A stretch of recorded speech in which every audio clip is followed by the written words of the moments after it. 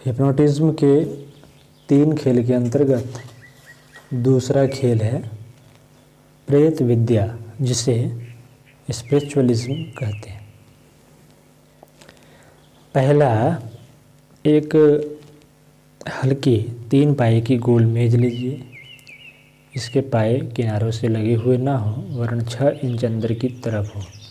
यदि गोल ना मिले तो साधारण हल्की मेज से भी काम लिया जा सकता है।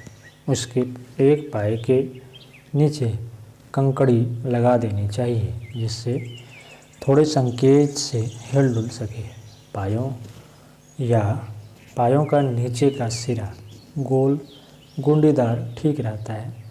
मेज के चारों ओर 1 हाथ के फासले पर कुर्सियाँ रख दी जाए। इन पर प्रेतों को आवाहन करने वाले बैठे और अपनी हथेलियाँ मेज के तख्ते से सटा लें। हाथ इस प्रकार सिर में रखे जाएं कि गोल चक्र से मालूम पड़े। इन बैठने वालों में से एक नेतृत्व करें। सब लोग 10 मिनट तक शांत चित्त होकर मेज के मध्य बिंदु में एकाग्रता करते रहें और भावना करते रहें कि कोई यामुक प्रेतात्मा इस मेज पर पधार कर हम लोगों से वार्तालाप करे। इस स्थिति में कुछ देर रहने के उपरांत मेज में एक कंपकपी से उत्पन्न होगी और एक पाया खटखट करने लगेगा। यह खटखट प्रेतात्मा के आगमन की सूचना समझी जाएगी। उसे प्रणाम करने के उपरांत नेतृत्व करने वाला आत्मा से कुछ प्रश्न करे और स्वयं ही उन प्रश्नों के 2, 3 या 4, 5 उत्तर एक कागज़ पर लिख ले। फिर मेज के पायों के जितने खटके हों, उसी नंबर के उत्तर को प्रेतात्मा का उत्तर समझे।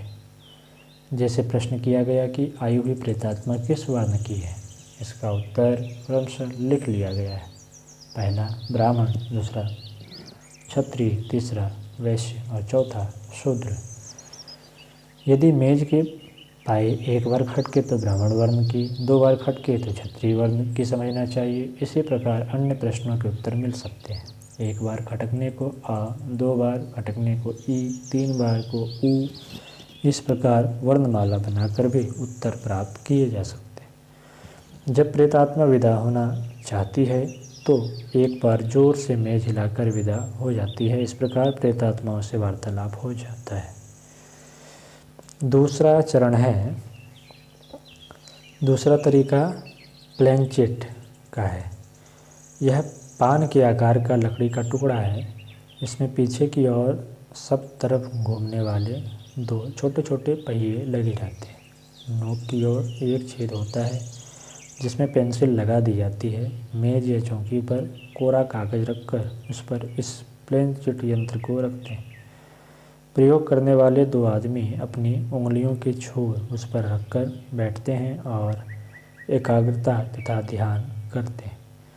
थोड़ी देर में हाथों में हरकत सी होती है और प्लेनचेट आगे चलने लगता है और पेंसिल द्वारा प्रश्नों के उत्तर कागज़ पर लिखे जाते हैं।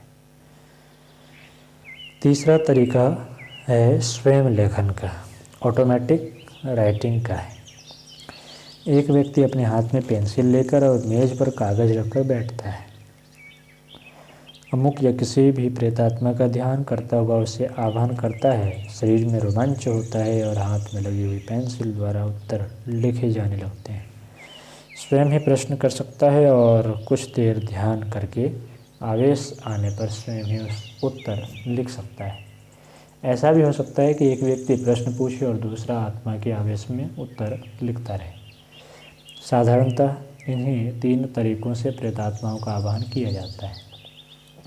आत्माओं का खींचना, प्रत्यक्ष दर्शन करना, ट्रांस द्वारा बोली सुनना, स्पर्श करना आदि अन्य पद्धतियाँ भी प्रचलित हुई हैं, पर वे अपने देश में अभी उतनी प्रचलित नहीं हैं। उपर्युक्त 3 तरीके ही यहाँ अधिक प्रचलित हैं। यह प्रेतात्मावाद भी मेस्मरिज्म के अंतर्गत शामिल समझा जाता है, इसलिए इस पर भी इन पंक्तियों में कुछ प्रकाश डालना पड़ा है। संभव है कोई विशेष अनुभवी महानुभाव वास्तविक प्रेतों को बुलाने में समर्थ होते हों, पर आमतौर से ऐसा नहीं होता। अधिकांश प्रयोगों में मानसिक आवेश ही काम करता है। ध्यान, एकाग्रता और विश्वास पूर्वक चिंतन करने से एक आवेश पैदा हो जाता है और इस मानसिक आवेश का प्रभाव शरीर पर भी पड़ता है। तदनुसार मेज, प्लेनचिट तथा पेंसिल की हरकतें होने लगती हैं। जो उत्तर प्राप्त होते हैं वे प्रयोग करने वाले के मस्तिष्क के उत्पन्न हुए होते हैं। जो हज़ारत में बालक को भंगी, भिस्ती, देवता दिखाई पड़ते हैं, वैसे ही प्रेतात्माओं के आवेश में उत्तर लिखे जाते हैं।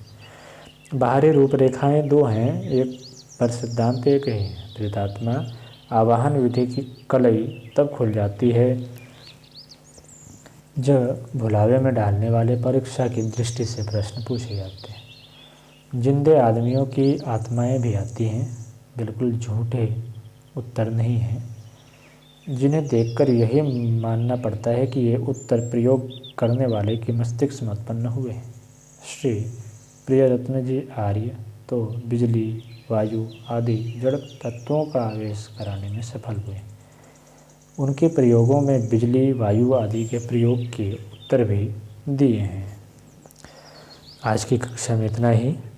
अगली कक्षा में हम लोग आगे की चर्चा करेंगे।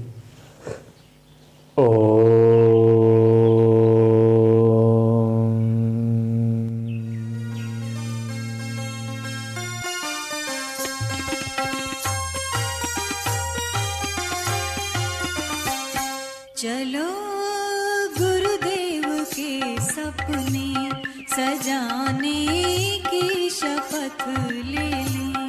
चलो गुरुदेव के सपने सजाने